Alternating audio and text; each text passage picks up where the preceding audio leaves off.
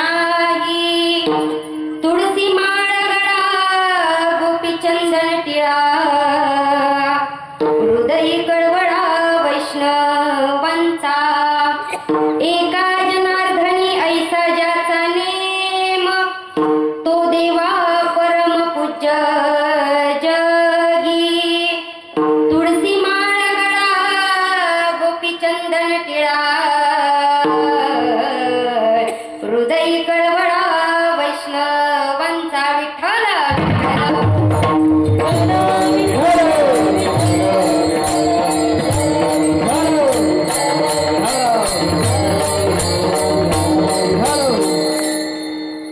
अधरम मधुरम वदनम मधुरम नयनम मधुरम हसितम मधुरम हृदयम मधुरम गमनम मधुरम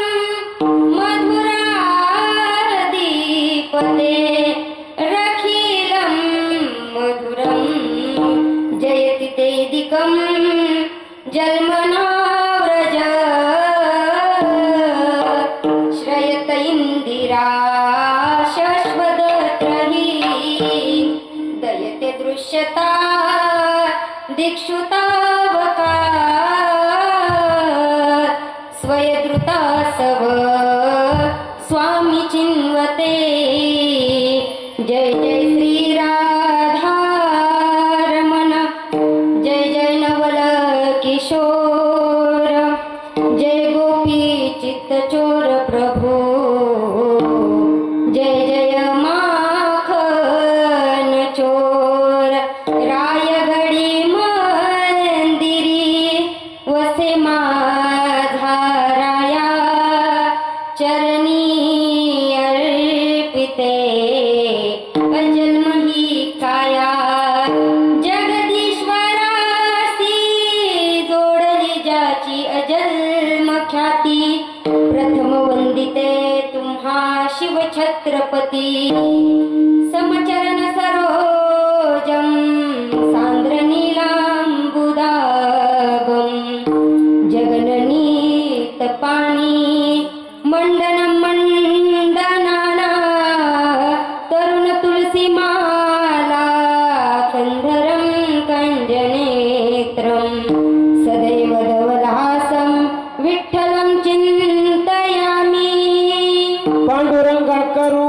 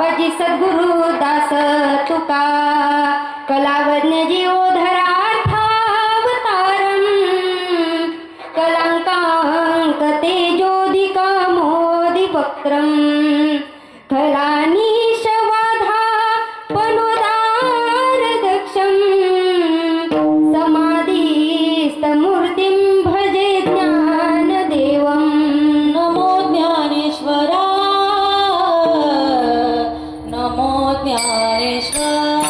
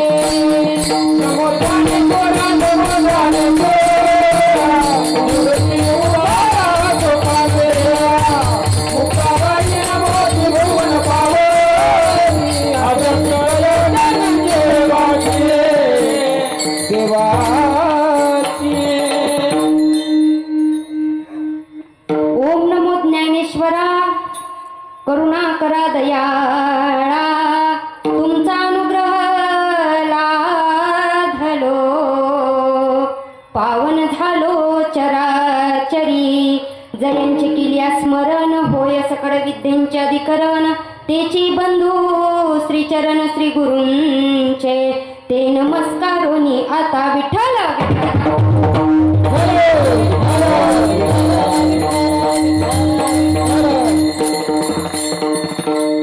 आवड देवासी तो ऐका प्रकार, नामाचा उच्चार रात्रंदीन, तुळसी माळ गळा गोपी चंदन टिळा, हृदयी कळवळा वैष्णवांचा, प्रस्तुत प्राप्त प्रसंगी प्राप्त स्थळी प्राप्त वेळी कीर्तन निरूपणा करता निवडलेला अभंग, शांती ब्रह्म पैठण निवासी श्री संत एकनाथ महाराजांचा व भगवंताची आवड प्रतिपादन करणारा अभंग, तुमच्या आमच्या सर्वांच्या परिचयाचा अभंग आजच्या सेवेकरता निवडलेला आहे. विठ्ठल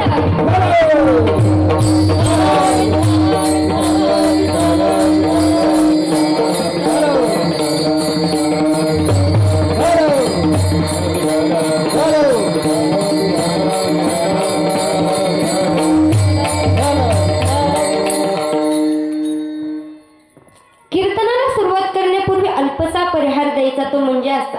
आज कीर्तनाचा योग आला श्री दत्त जयंती निमित्त बसलेला अखंड हरिनाम सप्ताह व ज्ञानेश्वरी पारायण सोहळा.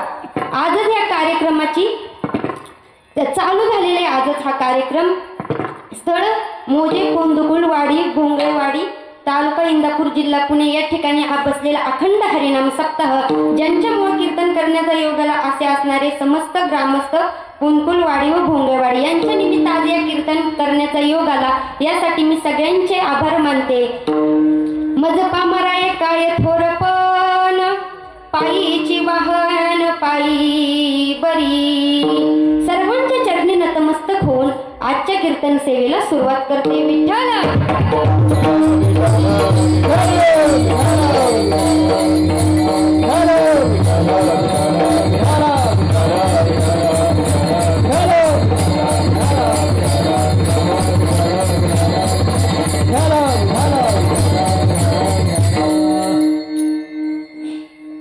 आवड देवासी तो ऐका प्रकार.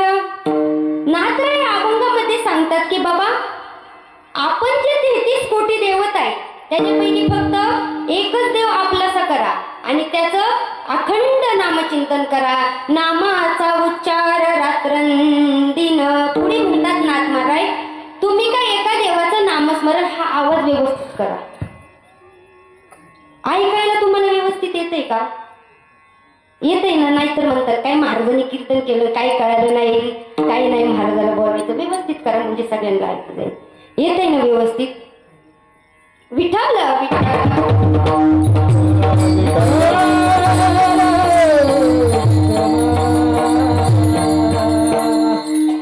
नाथराय म्हणतात की आपण जर एका देवाची भक्ती केल्याच्या नंतर ना तुम्ही काय करा तर पवित्र अशी तुळशीची माळ गळ्यात घाला. तुळशी माळ गळा गोपीचंदन टिळा आणि कपाळाला गोपीचंदन टिळा लावा आणि हृदय कळवळा वैष्णवांचा. तर तुमचा कळवळा कुणाला वाटतो तर वैष्णवाला वाटतो. मग त्या साधं नाथराय म्हणतात एवढं केल्याच्या नंतर ना मग पुढे काय करायचं. पुढे काय तर नाथराय म्हणतात की आषाढी कार्तिकी पंढरीची वारी. तुम्ही काय करा तर नित्य नेमाने आषाढी कार्तिकी पंढरीची वारी करा. आणि साधन निर्धारी नाही एका जनार्दनी ऐसा ज्याचा नेम. जो जीवनात या सगळ्या गोष्टी केल्याच्या नंतर एक नेम करण तर तो देवाला प्रिय असतो. तो देवा परम पूज्य जगी. हा झाला अभंगाचा सरळ सरळ अर्थ. विठ्ठल विठ्ठल.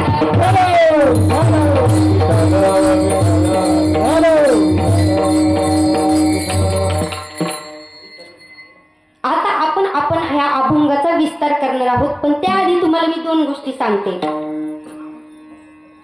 आपण इकडे लक्ष द्यायचं नाही तिकडे लक्ष द्यायचं नाही. आणि मग काय करायचं कीर्तनात बसल्याच्या नंतर ना नामचिंतन करायचं. ज्या वेळेस विठ्ठल विठ्ठल भजन होईल त्यावेळेस तोंडाने टाळी आणि हाताने नाम घ्यायचं. आहेत ना कीर्तनातच. काय करायचं बोलत चला तुम्ही. मीच केवळ एकटी बडबडू मगापासून मीच बडबडले. काय करायचं हाताने नाम घ्यायचं आणि तोंडाने टाळी वाजवायची. कशी वाजवायची आहेत ना कीर्तनात. जागेत का त्या आताच म्हणलं सप्तातली पंगत झाली. मग काय आपले मस्तपैकी काय करायचं इथनं पुढे कीर्तनच नाही तर स्टॉप करू. काय करायचं तुम्ही बोलत चला कीर्तनात बोलत चला. तोंडाने टाळीने हाताने नाम घ्यायचं नाही. ह्याच्या पुढे कीर्तनच जाणार नाही. मी पण बसते खाली. बोलत चला. एवढे बोला येत तरी बोला बोला बोला. काय करायचं इथं पुढे हुशार हुशार लेकरं बसल्यात. शाळेतली लेकरं काय करायचं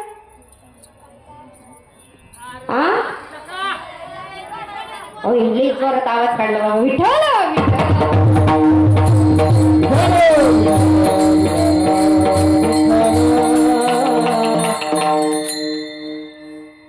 नाथराय अभंगामध्ये सांगतात की बाबा तुम्ही एकाच देवाची भक्ती मन लावून करा. नाथांचा काय अधिकार श्रेष्ठ नव्हता महाराज. साक्षात नाथरायांच्या घरी भगवंतानी चाकरी केली की नाथांचा. आता तुम्ही म्हणाल चाकरी केली म्हणजे काय काय केलं तर 12 वर्ष चंदन घासलं, 12 वर्ष धुनी धुतली आणि उरलेली 12 वर्ष कावडीने पाणी भरलं. कावडीने पाणी जागरी चक्र पाणी वाहे. कावडीने पाणी जागरी चक्र पाणी वाहे. कावडीने पाणी जागरी चक्र पाणी वाहे. कावडीने पाणी जागरी चक्र पाणी वाहे. कावडीने पाणी जागरी चक्र पाणी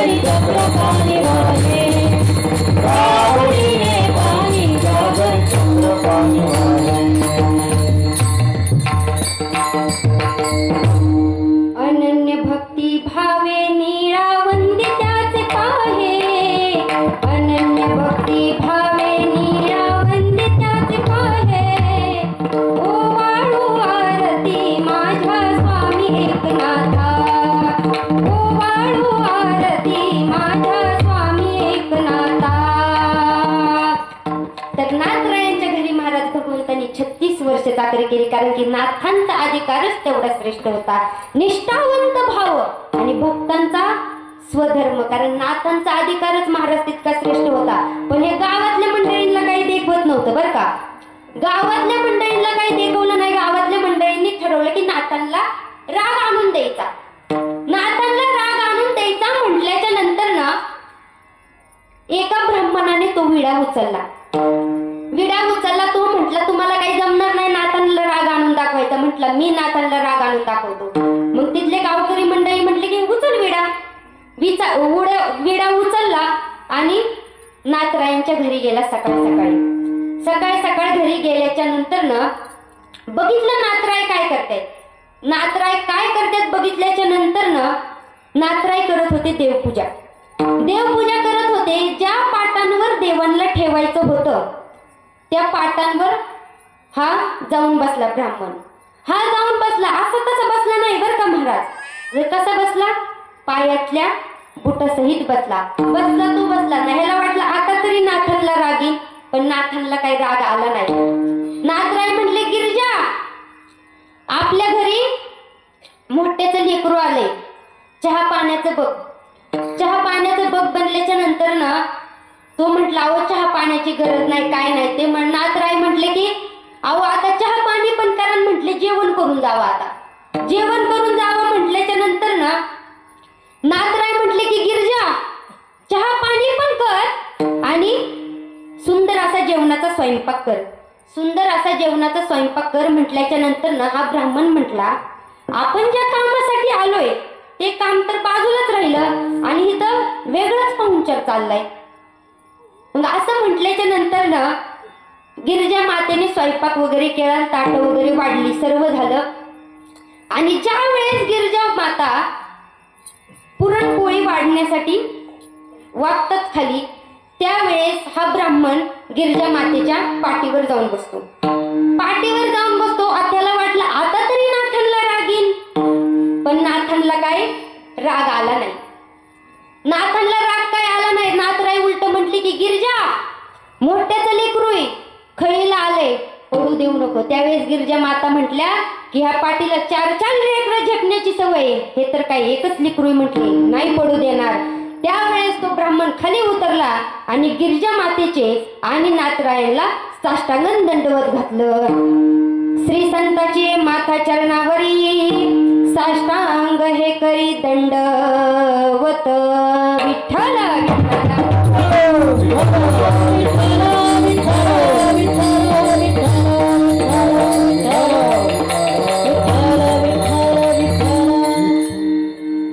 आता काही ह्याला काही ते काम सक्सेस झालं नाही. त्याला काही नाथांना राग आणायला जमला नाही. मग त्यावेळेस गावकरी मंडळी म्हटले ते काय बाबा तुला नाथांना काय जमणार नाही म्हणले राग आणून दाखवायचा. मग ते म्हटले की ह्याला नाही जमला तर मला जमेल. मग आता दुसरा विडा एका येवनाने उचलला. येवनाने उचलल्याच्या नंतर ना तो म्हटला मी जी माझ्या डोक्यात जी कृती आहे म्हणजे जे मी ठरवलंय की नाथांना ह्याच्यामुळे राग येईल ते म्हणलं नक्की होणार. याच्यामुळे तर म्हणला नाथांना राग येणारच म्हटला. मग ज्या वेळेस नाथराय स्नानाला जायचे, स्नानाला गेल्याच्या नंतर ना ज्या रस्त्यावरून नाथराय जायचे त्या रस्त्यावर एका चिंचेच्या झाडावर हा येवन बसला. जाऊन बसला. असा तसा बसला का तर नाही, तर जे काही पान खाण्यासाठी सामान लागतं ते घेऊन बसला. आता पान खाण्यासाठी मला काही लागतं माहित नाही, कारण मी तर काही खात नाही. आता ज्यांना माहिती त्यांनी ठरवा. विठ्ठल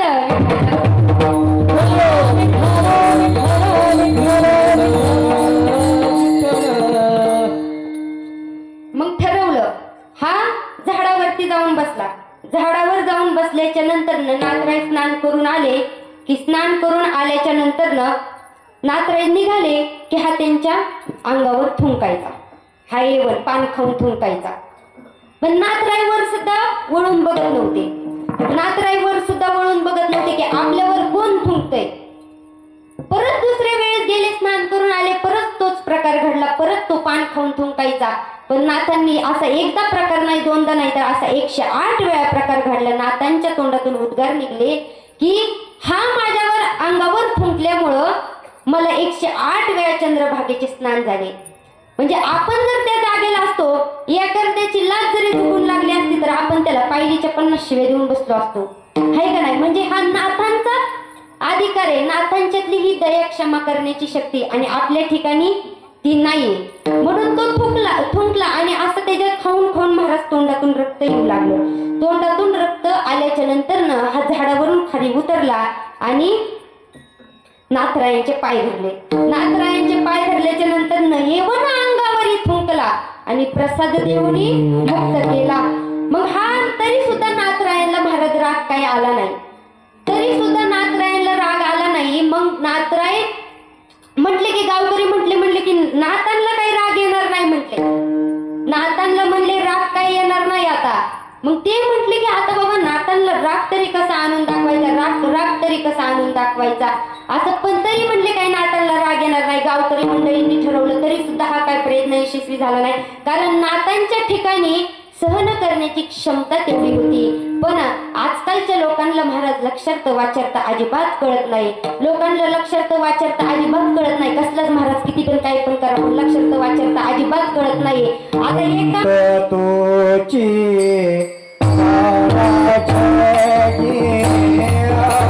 संत तोचे दाना जगी, संत तोचे दाना जगी, संत तोचे दाना जगी,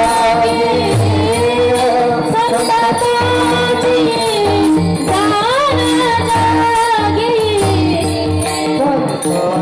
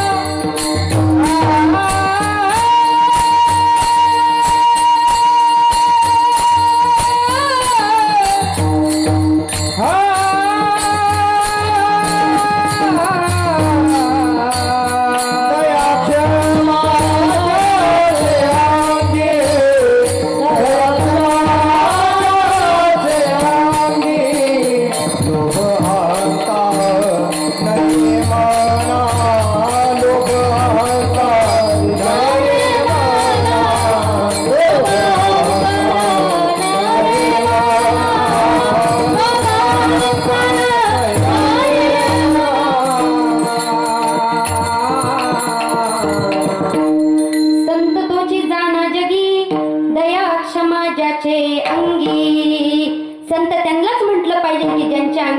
दया क्षमा असेल. मग नाथांना एवढी दया क्षमा होती कारण की नाथांना शांती ब्रह्म ही पदवी मिळाली. शांती ब्रह्म पदवी ही काही फुकट मिळाली का? तुकोबरायांना जगद्गुरु तुकोबरायांनी पदवी मिळाली, ही काही फुकट मिळाली का? तर नाही. कारण की त्यांनी त्यासाठी सहन यातना अपमान त्रास इतका सहन केला, त्यामुळे त्यांना एवढी ह्या पदव्या मिळाल्या की नाथांच्या ठिकाणी शांती ब्रह्म ही पदवी मिळाली. आजकाल पदव्या काय महाराज किती पण निघल्यात, फुकट पदव्यात आजकाल. 2-3 कीर्तनाची टिपणं बसवली की झाले कीर्तनकार, 2-3 गायनाच्या परीक्षा दिले की झाले गायनाचार्य, 2-3 मृदुंगाच्या परीक्षा दिले की झाले मृदुंगाचार्य. पण आयुष्यात खरी पदवी पदवी कोणती? तर आयुष्याच्या साधने सच्चिदानंद पदवी घेणे, आयुष्याच्या साधने सच्चिदानंद पदवी घेणे. तर आयुष्यात खरे आल्याच्या नंतर कोणती पदवी घेतली पाहिजे? तर सच्चिदानंद ही पदवी घेतली पाहिजे. नाथांना शांती ब्रह्म पदवी मिळाली, ही काय उगाच मिळाली नाही. कशामुळे मिळाली? तर नाथांच्या ठिकाणी शांतीप्रिय होती. आता तुम्ही म्हणाल शांतीप्रिय होती म्हणजे नेमकी कोणती शांती? आता तुम्हाला वाटेल एखादी शांताबाई, पण तसं नाही बरं का, तसं नाही. नाथांच्या ठिकाणी शांती ब्रह्म ही पदवी होती, पण आजकालच्या लोकांना महाराज अक्षरत वाचार्थ समजत नाही. कसंही केलं तरी महाराज अक्षरत वाचार्थ समजत नाही. आता तुम्हाला सांगून जाईल.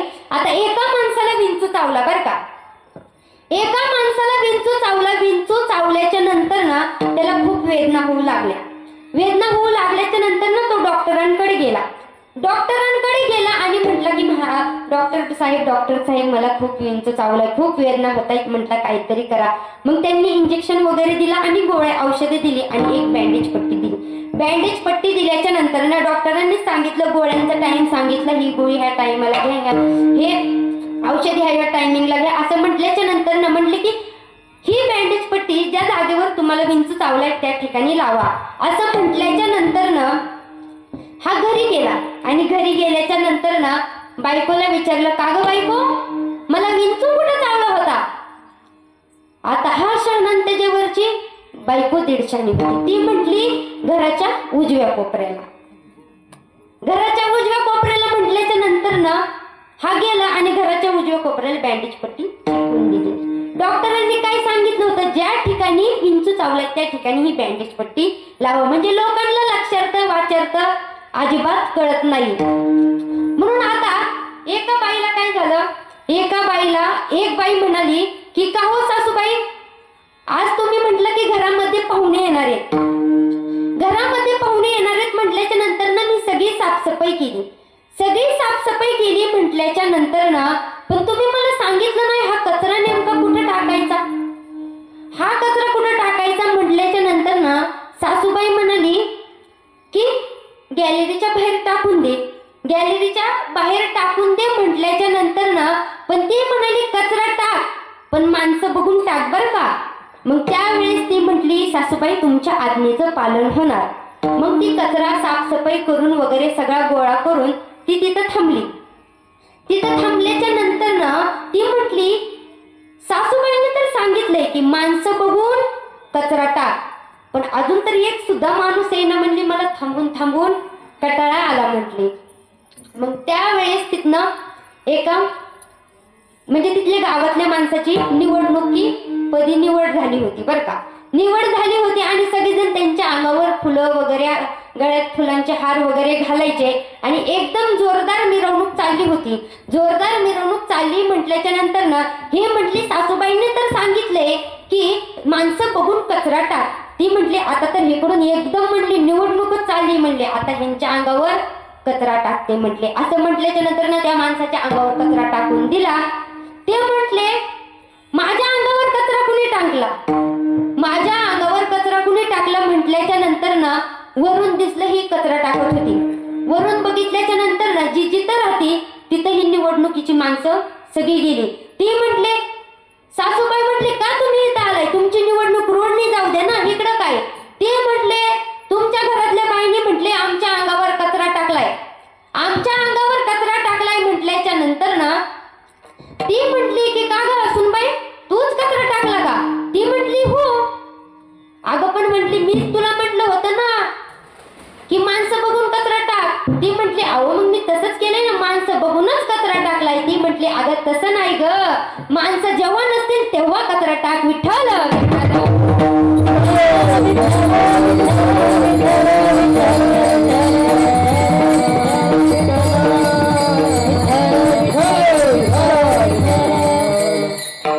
मग असा महाराज लोकांना लक्षार्थ वाचार्थ समजत नाही. म्हणून जी माझ्या नाथांना प्रिय होती ती शांती. मग नाथरायांकडे एक साधक आला. साधक आल्याच्या नंतर ना तो साधक म्हटला का हो नाथराय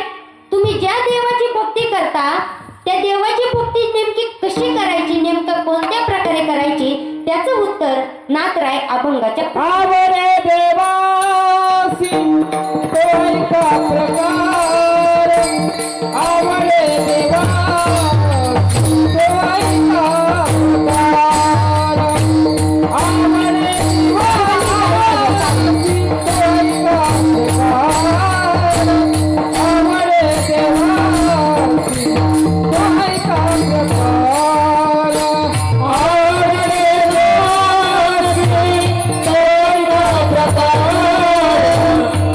आवरे देवासी तो ऐका प्रकार आवरे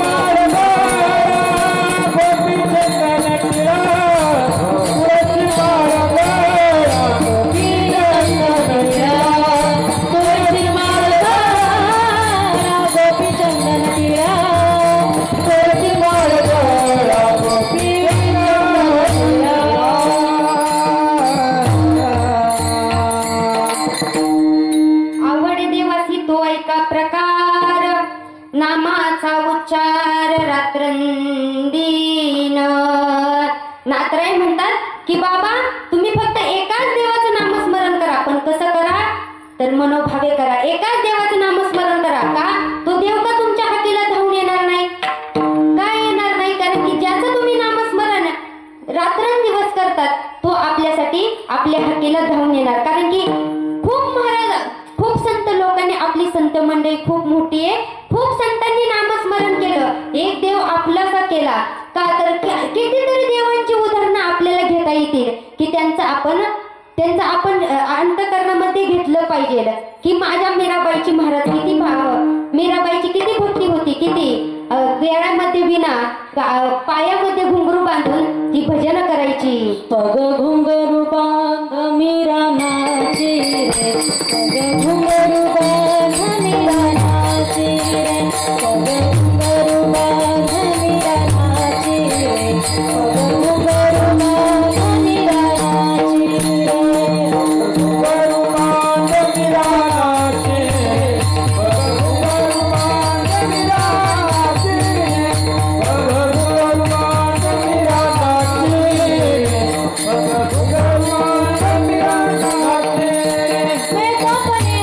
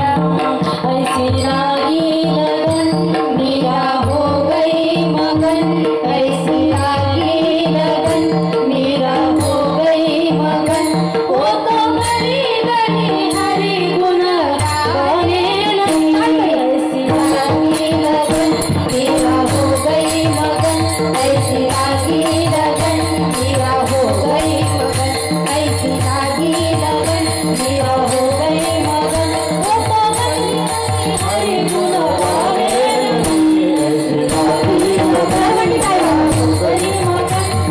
लागी लगन मेरा हो गई मगन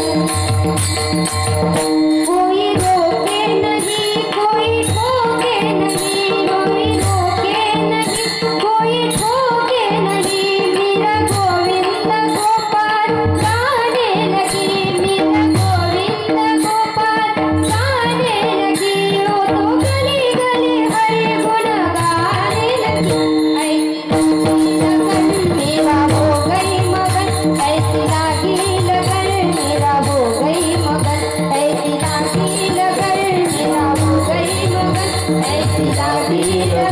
मेरा हो गई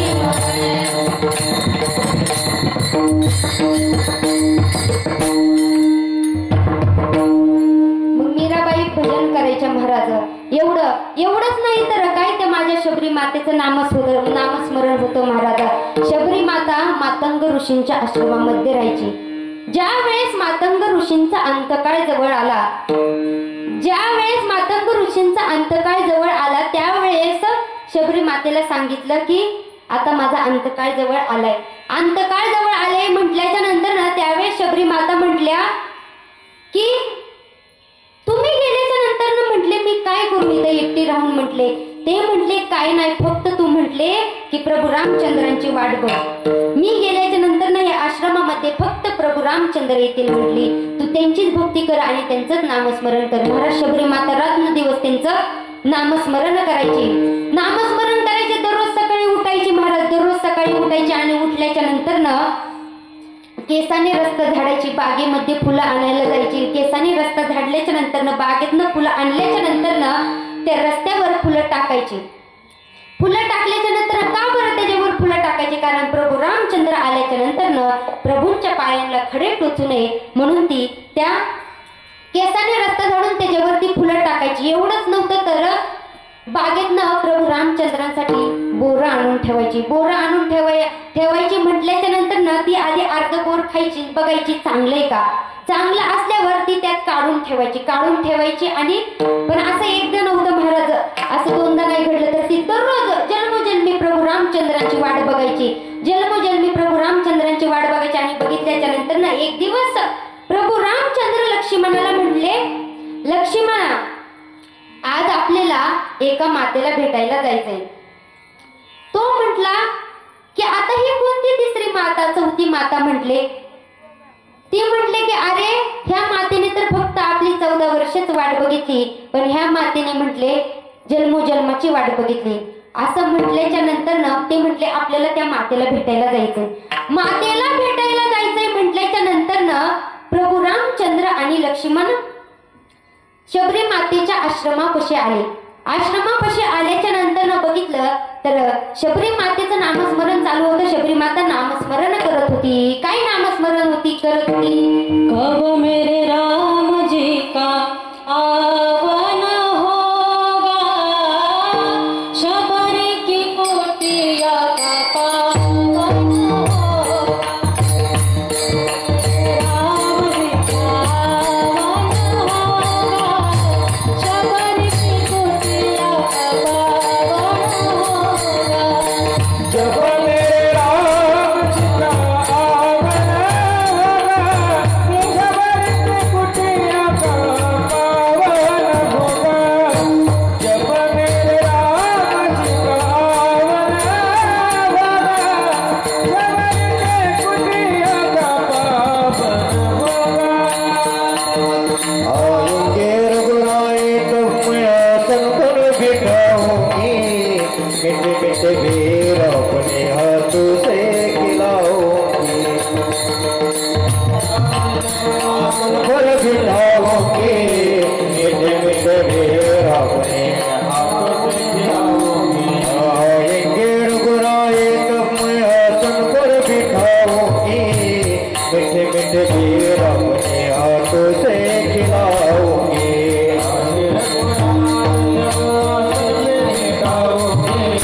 मीठे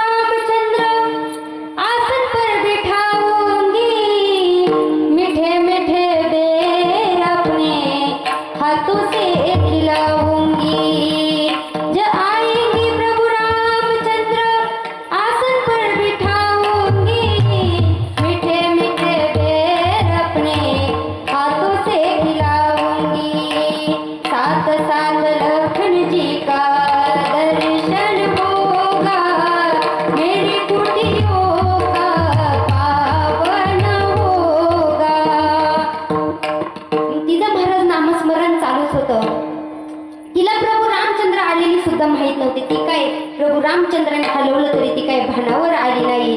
तिला विश्वास बसेना की खरंच प्रभू रामचंद्र आल्यात, खरंच प्रभू रामचंद्र आल्यात. तिला काय करावं ते सुधरेना.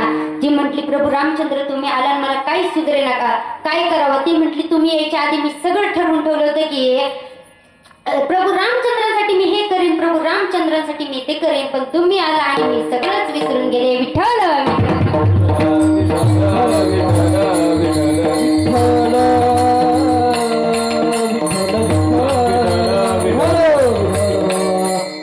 असं महाराज नामस्मरण करावं तर ते शबरी मातेसारखं, मीराबाई सारखं अनेक संत आहेत. आपल्याला जर उदाहरणं घ्यायची असतील तर भरपूर संत आहेत, पण ह्या संतांसारखं नामस्मरण केलं पाहिजे. तेव्हा तर आपल्याला जे पाहिजे ते मिळू शकतं ना. मग तुकोबर नाथराय म्हणतात की आवड देवासी तो ऐका प्रकार, नामाचा उच्चार रात्रंदिन.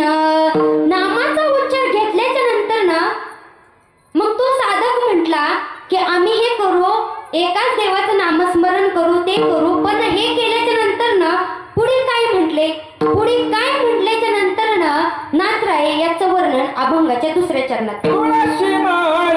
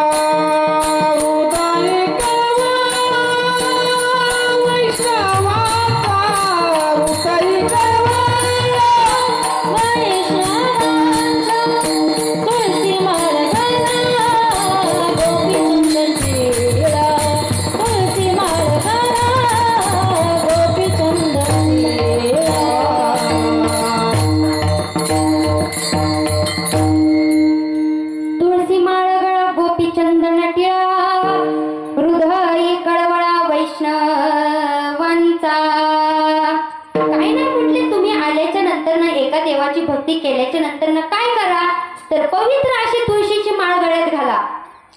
पवित्र अशी तुळशीची माळ गळ्यात घातल्याच्या नंतर ना मग काय करा तर गोपीचंदन टिळा लावा. गोपीचंदन टिळा लावा म्हटल्याच्या नंतर ना पांडुरंग परमात्म्याला तुळशीची माळ आणि गोपीचंदन टिळा अतिशय प्रिय आहे महाराजा.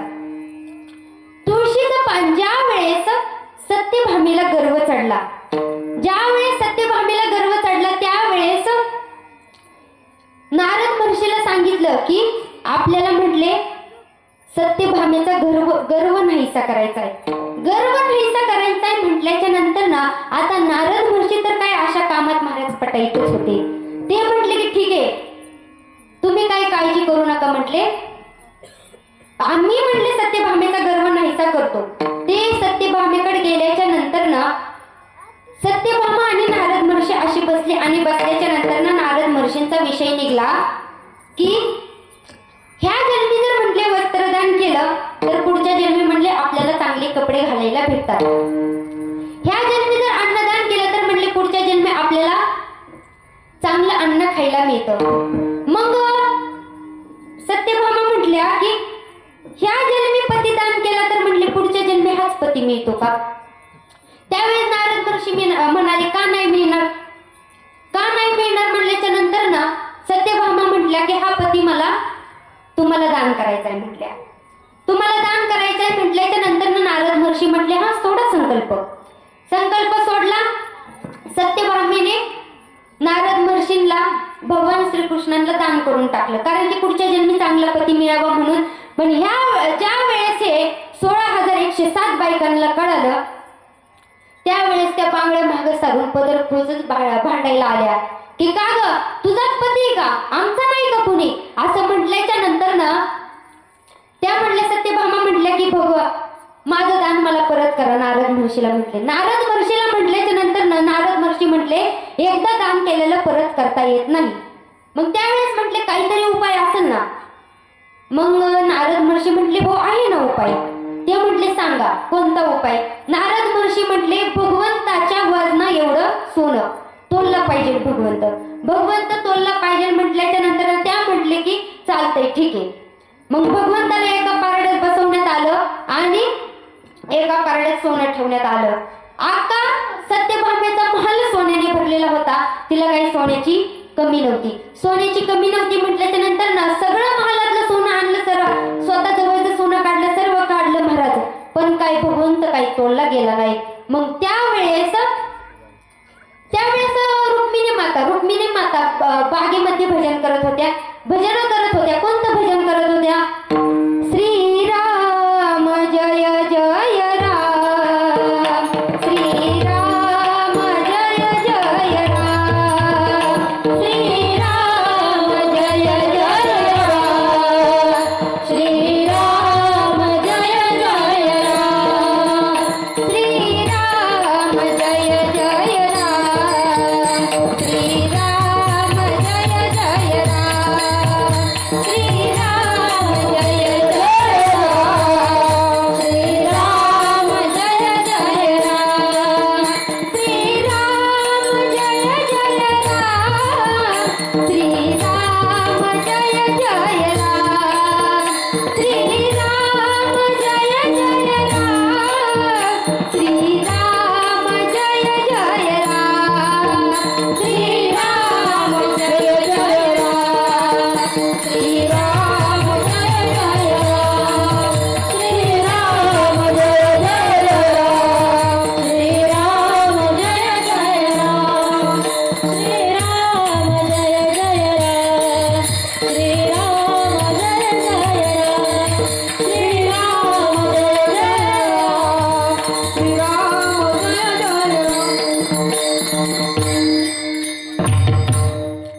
मग रुक्मिणी मातेचं भजन चालू होतं. त्यावेळेस नारद महर्षी आले. नारद महर्षी आल्याच्या नंतर ना रुक्मिणी मातेला म्हणाले की रुक्मिणी माता तुम्ही काय इथं भजन करत बसले म्हटले. ते म्हटले नेमकं झालं काय. मग त्यावेळेस नारद महर्षींनी सगळी हकीकत सांगितली. हकीकत सांगितल्याच्या नंतर ना रुक्मिणी माता उठल्या आणि निघाल्याच्या नंतर आम्ही सोबत एक तुळशीचं पान घेतलं. तुळशीचं पान घेतल्याच्या नंतर ना सगळं तिथं गेल्याच्या नंतर ना हा प्रकार बघितला आणि सगळं सोनं बाजूला सरवलं सारलं आणि एक तुळशीचं पान ठेवलं. तुळशीचं पान ठेवल्याच्या नंतर भगवंत आपोआप तोडले गेले. म्हणजे सांगण्याचं तात्पर्य काय आहे की भगवंताला तुळस अतिशय प्रिय आहे. दुसरं काही नाही दिलं तर चालेल, पण भगवंताला तुळस ही अतिशय प्रिय. म्हणून नाथराय म्हणतात की तुळसी माळ गळा आणि गोपी चंदन टिया. तो साधक नाथ महाराजांकडे आला. नाथ महाराजांकडे आल्याच्या नंतर तो म्हटला की मी भगवंताची भक्ती पण करतो, म्हटलं सगळं करतो. आणि मग म्हटलं पुढे काय करायचं. त्यावेळेस नाथराय म्हटले काय नाही बाबा, फक्त एकच करायचं की गळ्यामध्ये पवित्र अशी तुळशीची माळ घाल आणि कपाळाला गोपी चंदन टिळा लाव. तो म्हटला गोपी चंदन टिळा आणि गळ्यामध्ये तुळशीची माळ. म्हटलं नाही म्हटलं मला नाही जमणार. म्हटले का रे म्हटल्याच्या नंतर तो म्हटलं मी वकील आहे. म्हटले मग वकील असलं म्हणून काय झालं. ते म्हटले म्हणले चांगलं दिसत नाही म्हणले, कोर्टात वगैरे जावं लागतं म्हटले, गळ्यामध्ये तुळशीची माळ आणि कपाळ गोपीचंदन टिळा म्हटले नाही जमणार. ते म्हटले एक काम कर म्हटले, तुला गोपीचंदन टिळा नाही ना लावायचा म्हटले, नको लावू, गळ्यामध्ये तुळशीची माळ पण नको घालू, फक्त म्हटले सकाळी उठल्याच्या नंतर ना फक्त एका कोणत्या तरी माणसाचा गोपीचंदन टिळा पाहत जा, दररोज पाहत जा म्हटल्याच्या नंतर ना हा मग हे दिनक्रम चालू केला. हा उठल्याच्या नंतर ना दररोज त्या माणसाचा कुंभार काकाचा गोपीचंदन टिळा पाहायचा, दररोज. असं एक नाही, दररोज चालू राहिलं. पण एक दिवस असा झाला की ह्याला कोर्टात नाही यायला झाला उशीर झाला म्हणून मग जेवणाला उशीर, झोपायला उशीर म्हटल्याच्या नंतर ना सकाळी उठायला उशीर म्हटल्याच्या नंतर ना हा उठला आणि पहिला बाहेर आला आणि बाहेर आल्याच्या नंतर ना इकडे तिकडे बघतोय, सगळीकडे बघतोय, पण कुंभार काकाचा काही गोपीचंदन टिळा दिसेना. आणि सांगितलेलं तर होतं की उठल्याच्या नंतर ना पहिल्यांदा गोपीचंदन टिळा पाहायचा म्हटल्याच्या नंतर हा म्हटला आता तर काय करावं बा, कुंभार काका सुद्धा कुठं दिसेना. मग त्यांच्या घरी गेला आणि घरी गेल्याच्या नंतर ना त्यांच्या पत्नीला विचारलं का हो कुंभार काका गेले कुठं, नेमकं कुंभार काका कुठं गेले म्हटल्याच्या नंतर ना त्या म्हटले की ते गेले तर डोंगरावर माती आणण्यासाठी गेले म्हटल्याच्या नंतर ना हा डोंगरावरती गेला, माग डोंगरावरती गेला आणि कुंभार काका आपले माती खोदत होते, माती भरायला खोदायला चालू आणि माती खोदता त्यांना सापडला सोन्याचा हंडा सापडलाय म्हटल्याच्या नंतर ना आणि तेवढ्यात तो तिकडून आला आणि त्याला गोपीचंदन टिळा दिसला. हा म्हणायचा दिसला, आता ह्याला वाटायचं की हंडाच दिसला. ते मग पळायला लागले दोघं जण, हा ह्याच्या मागं तो त्याच्या मागं पळायला लागले. म्हटल्याच्या नंतर समोरासमोर आले आणि कुंभार काका वकिलाला म्हटले की वकील बुवा अर्धा तुला आणि अर्धा मला. मग त्यावेळेस वकिलाने विचार केला की बाबा नुसता गोपीचंदन टिळा लावले बघितल्याच्या नंतर आपल्याला अर्धा हंडा मिळतोय आणि स्वतःहून जर लावला तर सगळाच हंडा आपल्याला मिळाला असता. विठ्ठल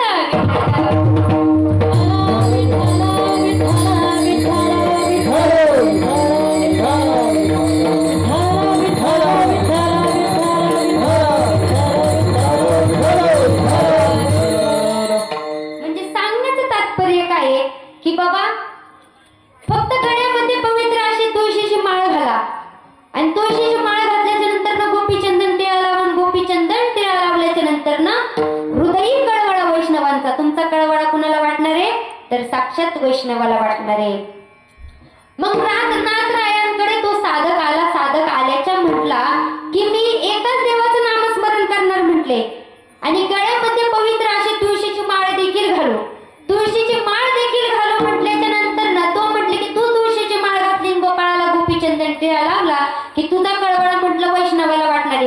तो म्हटला एवढ्यावरच थांबला का तर ते म्हटले की नाही बाबा एवढ्यावर नाही म्हटले, पुढे काय करायचं तर याचं उत्तर नाथराय अभंगाच्या 3ऱ्या चरणामध्ये. आषाढी कार्तिकी पंढरीची वारी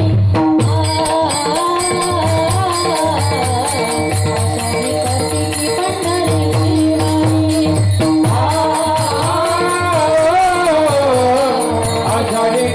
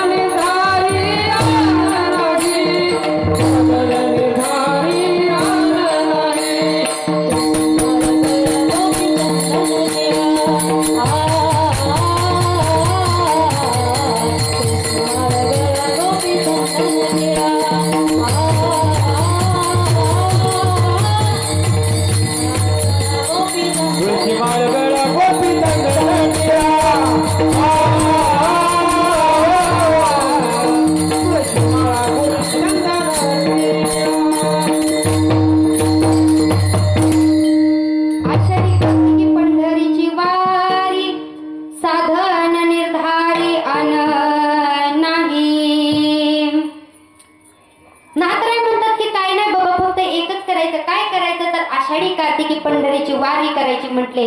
हो, आषाढी कार्तिकी पंढरीची वारी कर म्हटले. आता आपण वारी करतो यात काही नवल नाही म्हटले. आपण वारी करतो यात काही नवल नाही, पण साक्षात महादेवांनी सुद्धा महादेवांपासूनच खरी वारीची परंपरा चालू झाली. महादेवांनी वारीला सुरुवात केली. वारीला सुरुवात केल्याच्या नंतर ना आषाढी कार्तिकी वारीला निघाले महादेव. महादेव निघाले आणि ते म्हटले की तेवढ्यात त्यांच्या आल्या पत्नी पार्वती माता. पार्वती माता आल्या म्हटले कुठं निघाला हो? ते म्हटले काय नाही, चाललोय आषाढी कार्तिकी पंढरीच्या वारीला म्हटले. ते म्हटले ह्या वेळेस म्हटले मला पण यायचंय म्हटले वारीला.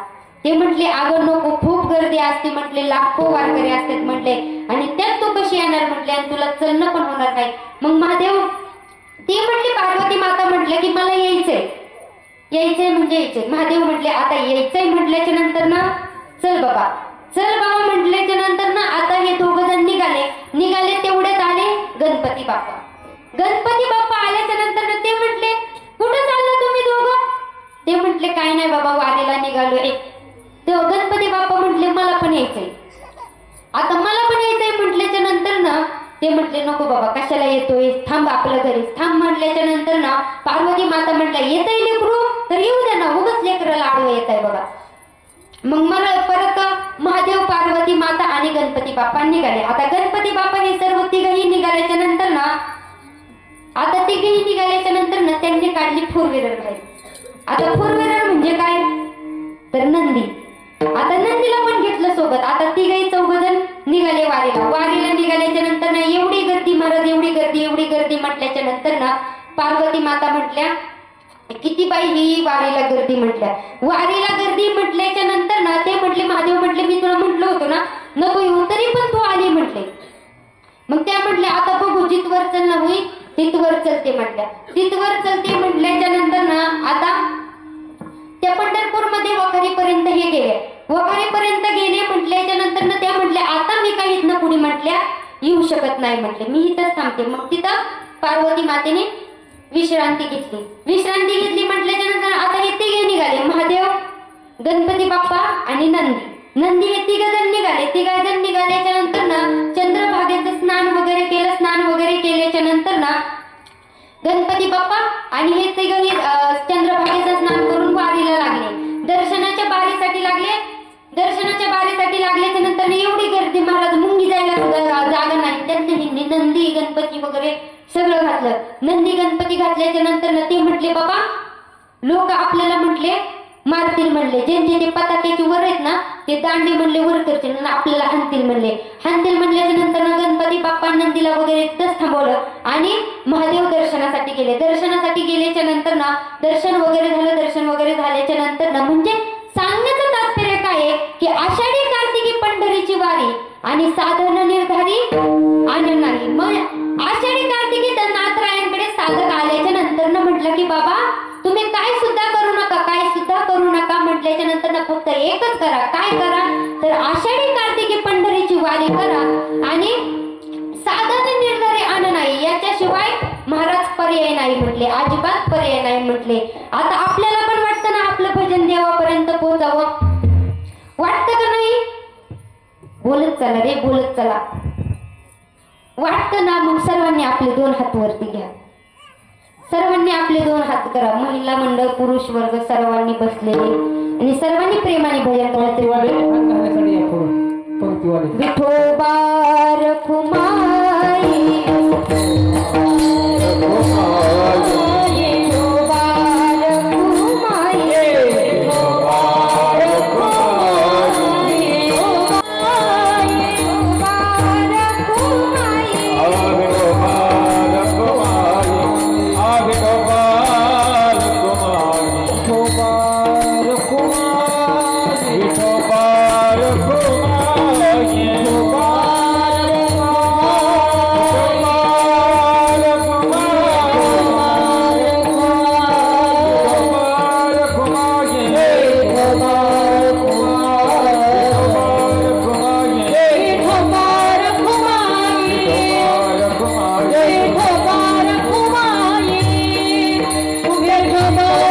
Bye.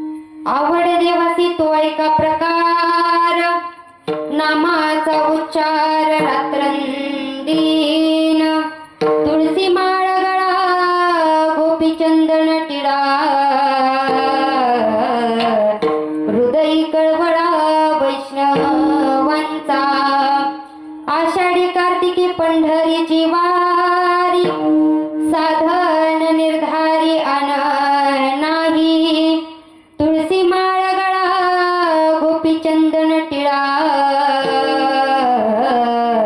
हृदयी कळवळा वैष्णवांचा विठ्ठल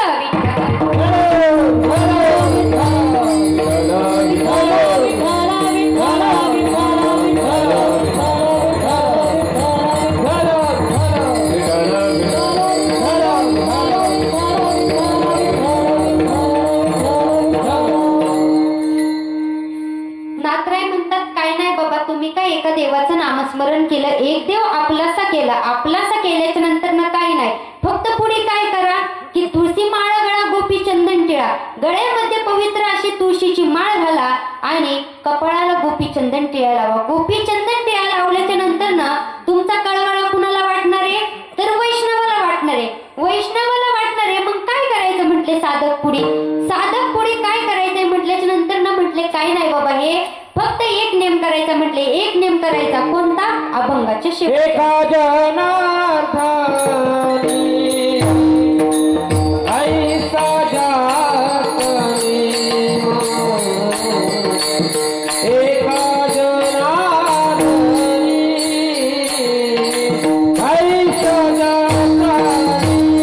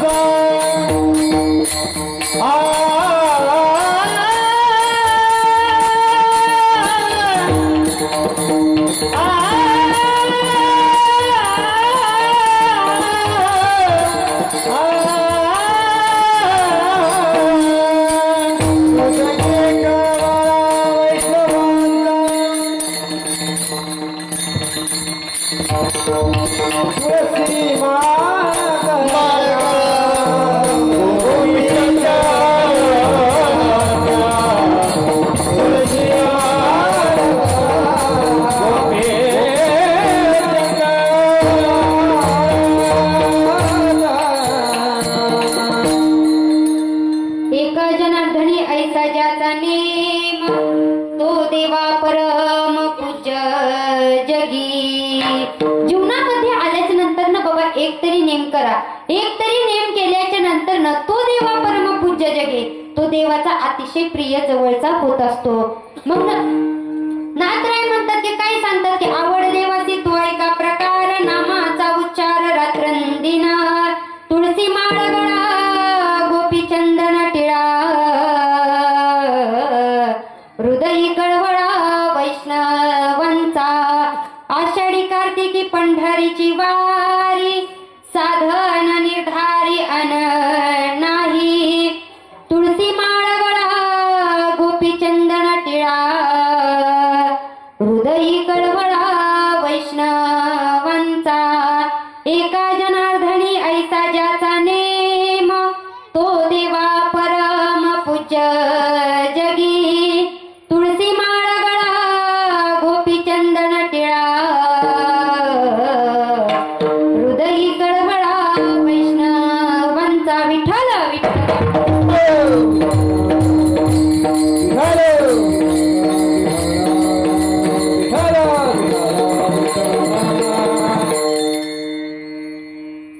आज जरी माझ्या कीर्तनातनं तुम्ही काही नाही घेऊन गेला तरी चालेल. पण एक गोष्ट म्हणजे पहिली गोष्ट म्हणजे त्या आई वडिलांची सेवा करा.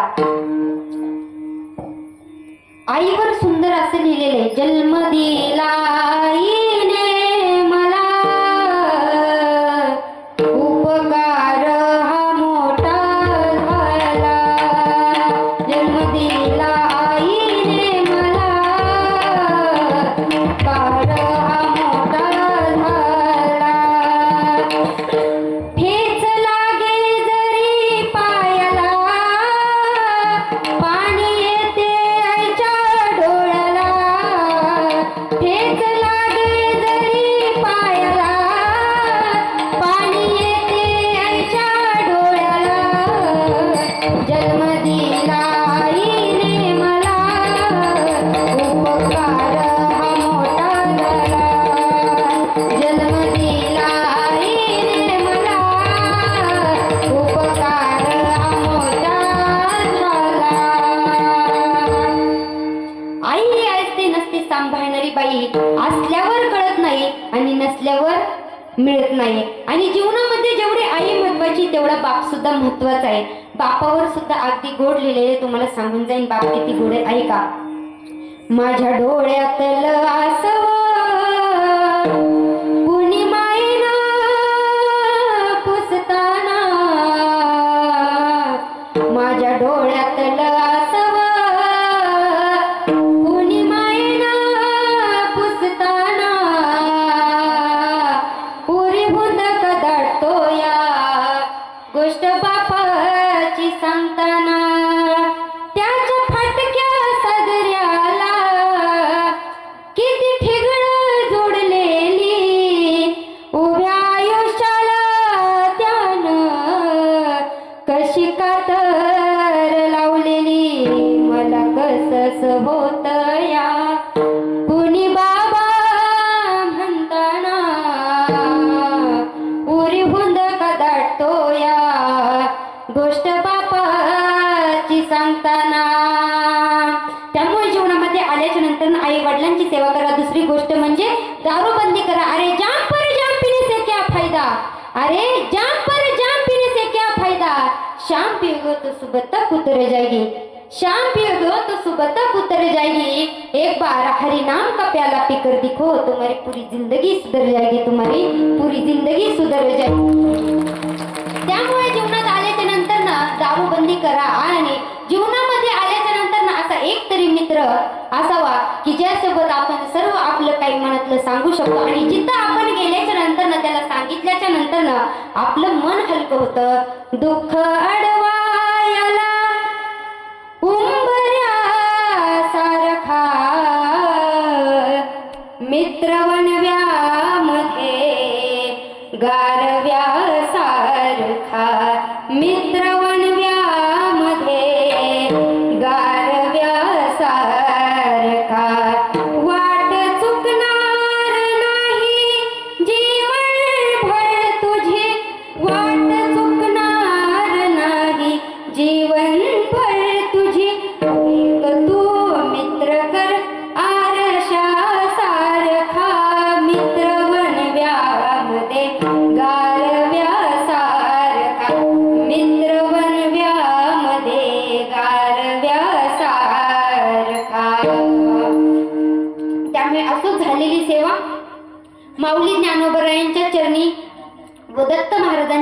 वर्षांनी चालत असलेला अखंड हरिनाम सप्ताह दत्त जयंती निमित्त बसलेला हा सप्ताह आणि या सप्ताहातील मला पहिल्या दिवसाची सेवा आली हे मी माझं परम भाग्य समजते. त्यामुळे सर्व टाळकरी असतील, विनेकरी असतील, गायनाचार्य असतील, मृदुंगाचार्य असतील, या सर्वांनी उत्कृष्ट अशी साथ दिली माझ्या कीर्तनाला. यांचे मनपूर्वक आभार मानते. पण माझा आवाज एवढा नाही, पण तुमच्या कानापर्यंत माझा आवाज पोहोचवण्याचं कार्य केलं असे असणारे माईक सिस्टीम वाले दादा यांच्यासाठी जोरदार टाळ्या वाजवा. जोरदार. अतिशय उत्कृष्ट अशी माईक सिस्टीम आहे दादा, त्यामुळे तुम्हाला धन्यवाद देते. झालेली सेवा माऊली ज्ञानोबरायांच्या चरणी, गुरुवर्यांच्या चरणी समर्पित करून वाणीला पूर्णविराम देते. ज्ञानेश्वरा माऊली, ज्ञानराज माऊली,